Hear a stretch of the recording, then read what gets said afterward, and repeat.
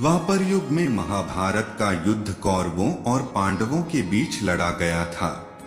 इस युद्ध को उस समय का सबसे भीषण युद्ध माना जाता है, जिसे कुरुक्षेत्र में लड़ा गया था। इस युद्ध को कुरुक्षेत्र में ही क्यों लड़ा गया था, इसके पीछे का मुख्य 3 कहानियां प्रचलित है। तो चलिए इन 3 कहानियों को विस्तार से जानते हैं। नमस्कार दोस्तों, आप देख रहे हैं DN जर्नी। चैनल पर पहली बार आए हैं तो चैनल को सब्सक्राइब करें और बेल आइकन दबाना बिल्कुल न भूलें। वीडियो अच्छी लगी तो वीडियो को लाइक करें, शेयर करें और कमेंट बॉक्स में जय श्री कृष्ण लिखना बिल्कुल ना भूलें। तो दोस्तों आइए जानते हैं उस कथा के बारे में। पहला कथा यह है कि पांडवों और कौरवों के बीच जब महाभारत का युद्ध तय हो गया और जब यह भी सुनिश्चित हो गया कि इस भीषण युद्ध को अब रोका नहीं जा सकता है, तब भगवान श्री कृष्ण को यह चिंता सताने लगी कि भाई भाइयों के, गुरु शिष्यों के एवं संबंधी कुटुंबियों के इस युद्ध में एक दूसरे को मरते देखकर कहीं ये संधि न कर बैठें। इसलिए ऐसी भूमि युद्ध के लिए चुनने का फैसला लिया गया जहां क्रोध और द्वेष के संस्कार पर्याप्त मात्रा में हों। तब श्री कृष्ण ने अपने कई दूतों को अनेकों दिशाओं में भेजे और उन्हें वहां की घटनाओं का जायजा लेने को कहे। कुछ दिनों के बाद भगवान श्री कृष्ण के पास एक दूत लौटकर आया और बोला, हे वासुदेव, मैंने एक जगह देखी है जो कौरव और पांडवों के बीच होने वाली युद्ध के लिए एकदम उपयुक्त है। तब भुवन मोहन कन्हैया ने मुस्कुराते हुए उस दूत से पूछे कि हे वत्स, तूने उस भूमि पर क्या ऐसा देखा कि जिससे यह प्रमाणित हो सके कि वह जगह महाभारत युद्ध के लिए सबसे उपयुक्त है।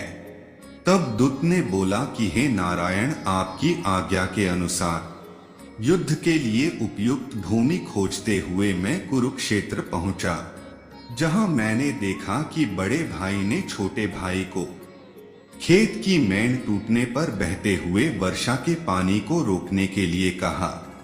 उसने साफ इनकार कर दिया।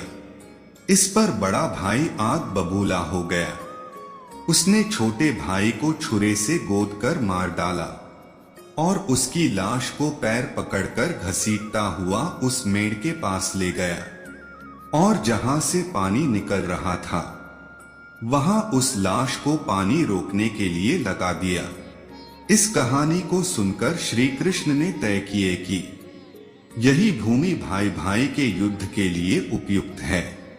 जब श्री कृष्ण आश्वस्त हो गए कि इस भूमि के संस्कार यहाँ पर भाइयों के युद्ध में एक दूसरे के प्रति प्रेम उत्पन्न नहीं होने देंगे, तब उन्होंने युद्ध कुरुक्षेत्र में करवाने की घोषणा की। जबकि दूसरी कहानी के अनुसार कहते हैं कि जब कौरवों और पांडवों के पूर्वज कुरु इस क्षेत्र की जुताई कर रहे थे, तब इंद्र ने उनसे जाकर इसका कारण पूछा। कुरु ने कहे कि जो भी व्यक्ति इस स्थान पर मारा जाए वह पुण्य लोक में जाए, ऐसी मेरी इच्छा है। इंद्र उनकी बात को हंसी में उड़ाते हुए स्वर्गलोक चले गए। ऐसा अनेक बार हुआ। इंद्र ने अन्य देवताओं को भी ये बात बताई। तब ब्रह्मा जी ने इंद्र से कहे, हे इंद्र, आप एक बार फिर से कुरु के पास जाएं और उनसे कहो कि आपकी ये इच्छा पूरी नहीं हो सकती, परंतु यदि कोई भी पशु पक्षी या मनुष्य अन्न जल त्याग कर निराहार रहकर या युद्ध करके इस स्थान पर मारा जाएगा तो वह स्वर्ग का भागी होगा। ब्रह्मा जी के आदेश के अनुसार इंद्र कुरु के पास आए और उनसे ब्रह्मा जी के कहे गए बातें बताएं। तब कुरु देवराज इंद्र से बोले, हे देवराज इंद्र, परमपिता ब्रह्मा जी ने जो बातें आपसे कही हैं वो मुझे स्वीकार है और ऐसा ही होगा। दोस्तों, ऐसा माना जाता है कि ये बातें भीष्म, कृष्ण आदि सभी जानते थे। इसलिए महाभारत का युद्ध कुरुक्षेत्र में लड़ा गया। दोस्तों, कुरुक्षेत्र में लड़े गए धर्म युद्ध का एक कथा श्रवण कुमार से जुड़ा हुआ है। मातृ और पितृ भक्त श्रवण कुमार की कहानी तो आपने सुनी ही होगी। श्रवण कुमार जैसे पितृभक्त खोजना मुश्किल है। वे अपने अंधे माता पिता की सेवा पूरी तत्परता से करते थे। उन्हें किसी प्रकार का कष्ट नहीं होने देते थे। एक बार माता पिता ने तीर्थ यात्रा की इच्छा जताई और वे उन्हें कांवर में बिठाकर तीर्थ यात्रा को चल दिए। बहुत से तीर्थ करा लेने पर एक दिन अचानक उनके मन में यह भाव आया कि पिता माता को पैदल क्यों न चलाया जाए।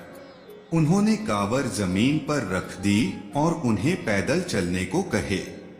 अंधे माता और पिता पैदल चलने तो लगे, पर उन्होंने साथ ही यह भी कहा, बेटा इस भूमि को जितनी जल्दी हो सके पार कर लेना चाहिए। वे तेजी से चलने लगे। जब वह भूमि निकल गई तो श्रवण कुमार को माता पिता के साथ इस तरह का व्यवहार करने पर बड़ा पश्चाताप हुआ और उन्होंने पैरों में गिरकर क्षमा मांगी तथा फिर से दोनों को कांवर में बिठा लिया। उनके अंधे पिता ने कहा, पुत्र इसमें तुम्हारा दोष नहीं। उस भूमि पर किसी समय मय नामक एक असुर रहता था। उसने जन्म लेते ही अपने ही माता पिता को मार डाला था। उसी के संस्कार उस भूमि में अभी तक बने हुए हैं। इसी से उस क्षेत्र में गुजरते हुए तुम्हें ऐसी बुद्धि उपजी। दोस्तों, इन कथाओं के अलावा महाभारत के वन पर्व में कुरुक्षेत्र के भूमि को विस्तार पूर्वक वर्णन किया गया है, जिसके अनुसार कुरुक्षेत्र की भूमि पर आकर पापी से पापी जीव भी पाप मुक्त हो जाता है। कुरुक्षेत्र में आकर सभी लोग पाप मुक्त हो जाते हैं। यहाँ तक कि यहाँ की उड़ी हुई धूल के कण पापी को पड़ जाए तो वह पाप मुक्त हो जाता है। इसके अलावा नारद पुराण में बताया गया है कि ग्रहों, नक्षत्रों एवं तारागणों को कालगति से आकाश से नीचे गिर पड़ने का भय है, किंतु जो कुरुक्षेत्र में मरते हैं पुनः पृथ्वी पर नहीं गिरते, अर्थात वे पुनः जन्म नहीं लेते, वे स्वर्ग का भागी होते हैं। दोस्तों, यही कारण है कि भगवद गीता के प्रथम श्लोक में कुरुक्षेत्र को धर्म क्षेत्र कहा गया है।